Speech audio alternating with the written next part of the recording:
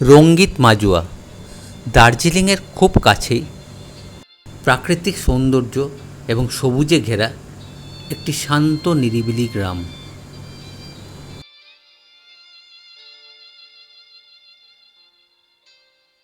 পুরো ভিডিওটা দেখলে বুঝতে পারবেন গ্রামটি যত সুন্দর, এখানকার মানুষগুলো ঠিক ততটাই সুন্দর।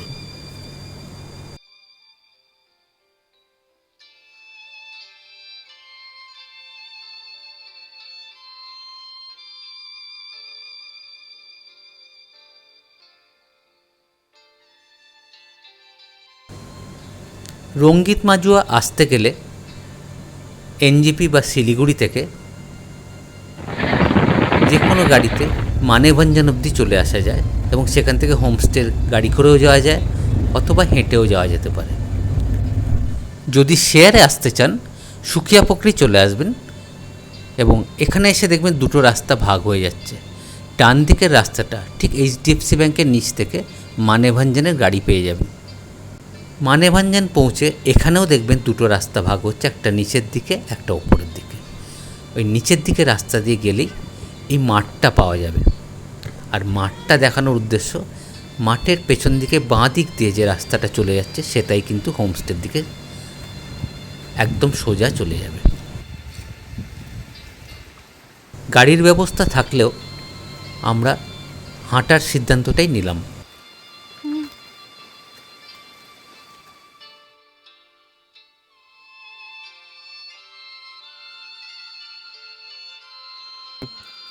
রাস্তাটা কেমন লাগছে? দারুণ, একদম প্রকৃতি ঢেলে দিয়েছে। সিদ্ধান্তটা যে খুব ভুল নয় এই ছোট্ট ট্রেকটা করে বুঝতে পারলাম। আশপাশের যে সৌন্দর্য দেখলাম তার কিছুটা তো আপনাদের সাথে শেয়ার করছি। তাছাড়া হোমস্টে যাওয়া কিভাবে যাবে এই রাস্তাটা দিয়ে অনেকটা চেষ্টা করব রাস্তাটা পরিষ্কার আপনাদের দেখাতে, যাতে কখনো যদি যান অনেকটা সুবিধে হতে পারে। এই 1-1.5 ঘন্টা ট্রেকটার মধ্যে বুঝতে পারলাম পাহাড়ের প্রতিটা বাঁকেই একটা নতুন সৌন্দর্য কোথাও যেন একটা লুকিয়ে আছে। আর প্রতিবারই অবাক হয়ে এই মনোরম দৃশ্যগুলো উপভোগ করতে লাগলাম।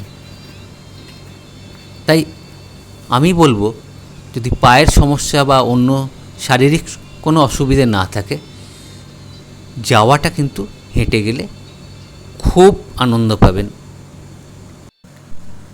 ঘণ্টাখানেক চলার পর একটা সরু নদী পাওয়া যাবে, তার ওপর একটা ছোট্ট ব্রিজ আছে। আর এই ব্রিজটা পেরিয়ে ওপারে গিয়ে আবার দুটো রাস্তা পাওয়া যাবে, একটা ওপরের দিকে চলে যাচ্ছে আর একটা নিচের দিকে।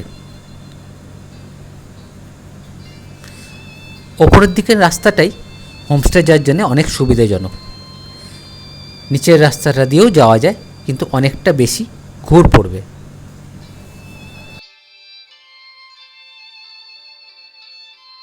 ওপরের রাস্তা দিয়ে কিছু দূর যেতেই পেয়ে গেলাম ফাইনালি আমাদের হোমস্টে।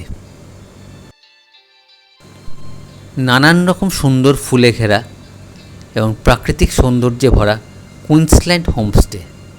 হোমস্টের ওনার রাজীবজি, ওনার সাথে তো আলাপ হবেই, এবং এখানে কি কি দেখবেন, কোথায় যাবেন, খাওয়া দাওয়ার ব্যবস্থাই বা কীরকম, সবই থাকবে আমার এই ভিডিওর মধ্যে।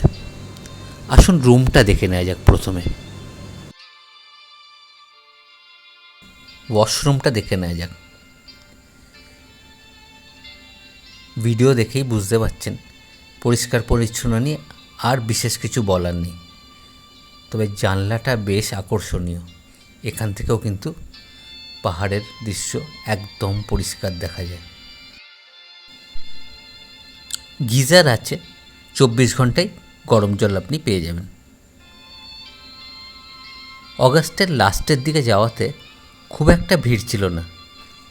আর দোতলার এই ব্যালকনিওয়ালা ঘরটাই লাকিলি আমরা পেয়ে গেছি।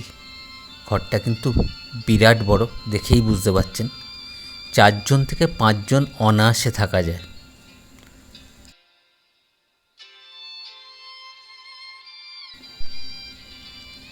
এবার চলুন জানলা আর ব্যালকনি দিয়ে ভিউটা কেমন দেখে নেওয়া যাক।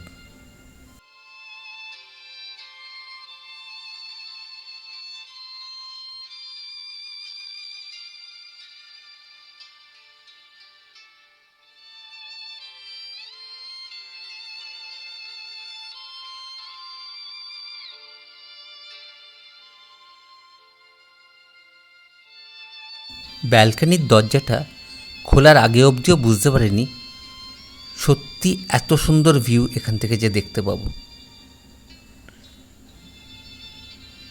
মুগ্ধ হয়ে দেখতে লাগলাম ব্যালকনি থেকে পাহাড়ের এই অপরূপ সৌন্দর্য। এই পাহাড়গুলোর মধ্যেই আছে নেপাল, নামচি, সিকিমের কিছু গ্রাম এবং দার্জিলিং। সারাদিনে হাঁটার পর খুব খিদেও পেয়ে গেছিল। দুপুরে 3 রকম সবজি, ডাল, পাঁপড় ভাজা, ডিমের কারি দিয়ে সুন্দর খাওয়া দাওয়া হলো। খাবারটা খুবই সুস্বাদু এবং সবজি যা দিয়েছিল বেশিরভাগই রাজীবজির বাগানের। সারাটা দুপুর, বিকেল এবং সন্ধ্যে অবধি বারান্দায় বসেই কেটে গেল। এই হোমস্টের প্রধান আকর্ষণ রাজীবজি প্রতিটা গেস্টকেই নিজে গ্রামটা ঘুরিয়ে দেখায় এবং পাহাড়ের অনেক কাছে নিয়ে যায়। পরের দিন সকালবেলা ম্যাগি আর ডিমের অমলেট খেয়ে ঠিক 8:30 নাগাদ রাজীবজি আমাদের গ্রামটা ঘুরতে নিয়ে বেরোলো। রাজীবজি আমাদের জন্য একটা কাঠের লাঠি বানিয়ে দিল ওখানকার গাছ কেটে, এবং তাতে আমাদের ট্রেক করতে সুবিধা হবে। ठीक है, नमस्कार सर, मेरा नाम राजीव और अभी आप लोग थे रंगीत मजवा का छोटा सा गांव लेप्चा गांव करके। और लेप्चा गांव में ज़्यादातर लेप्चा समुदाय लोग रहता है। लेप्चा एक कास्ट है दार्जिलिंग का। और इस घर के बारे में बताने से पहले लेप्चा कौन है ये आपको जानना ज़रूरी है। तो लेप्चा एक कास्ट, जैसे आपको पहले ही पता है, दार्जिलिंग का कास्ट है। तो এই মুহূর্তে যে বাড়িটার সামনে দাঁড়িয়ে আছি এটা হচ্ছে পুরনো দিনে লেপচা সম্প্রদায়ের মানুষ এরকম ধরনের বাড়িতেই থাকতো। সেরকম একটা বাড়ি এখানকার গ্রামের লোকেরা বানিয়ে রেখেছে সেই ঐতিহ্য এবং সংস্কৃতিকে ধরে রেখে এবং ট্যুরিস্টদের দেখানোর জন্য। বাড়িটির অনেকগুলো বৈশিষ্ট্য আছে, যেমন বাড়িটিতে কোনো পেরেক ইউজ হয়নি। আরও একটা ব্যাপার, যেটা বাড়ির ভিত যেটা আমরা বলি বা ফাউন্ডেশন, এটা কিন্তু মাটির তলায় কিছু নেই, সবই এই পাথরগুলোর ওপরে বাড়িটা দাঁড়িয়ে আছে। সত্যি অবাক হওয়ার মতো।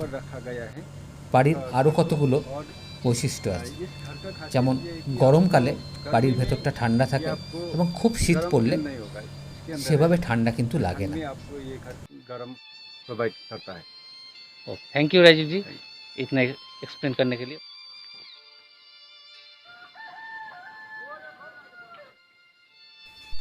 এগিয়ে চললাম আরও নিচের দিকে। ডান দিকে একটা মনাস্ট্রি পড়ল, আর এই জায়গাটায় স্থানীয় মানুষেরা প্রার্থনার জন্য আসে। কিছু দূর যেতেই দেখা হলো রাজীবজির মামার সাথে। খুবই ভালো লোক।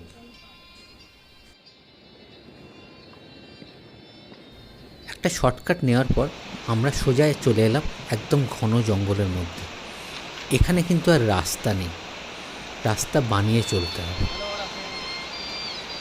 ও আরেকটা কথা বলতে ভুলে গেছি, আমাদের সঙ্গে ছিল রাজীবজির পোষাই কুকুরটি রাতে, যার নাম। তুলে দিল, বললো নাকি দারুণ খেতে, খেয়ে দেখা যাক। চলতে চলতে রাজীবজি গাছ থেকে পিচ ফল পেড়ে খাওয়ালো। ফল পেড়ে খাওয়া খুবই ভালো লাগে।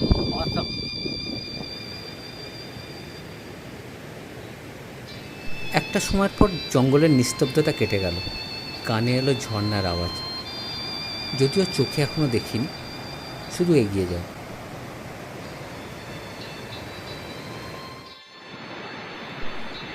অবশেষে দেখা পেলাম তুমুল বেগে বয়ে চলা সেই পাহাড়ি নদীর যার আওয়াজ পাচ্ছিলাম, যার নাম সাউজি খোলা। এখানকার দৃশ্যটাও কিন্তু মনে রাখার মতো। এই ফলসটার নাম বাটারফ্লাই ফলস। স্থানীয় মানুষেরাই এর নাম রেখেছে, কারণ জায়গাটায় কিন্তু নানান রং বেরঙের প্রজাপতিরও দেখা মিলল। রাতেও কিন্তু মুগ্ধ হয়ে দেখতে লাগলো এই অপরূপ দৃশ্য।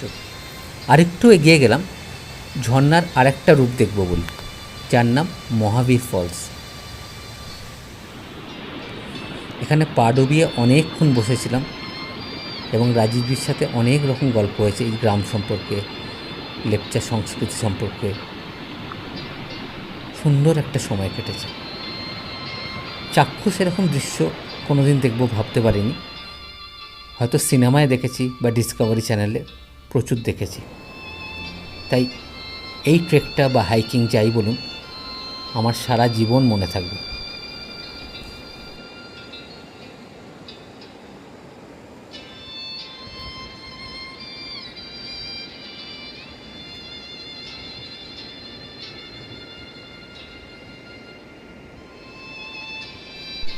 এবার বাড়ি ফেরার পালা।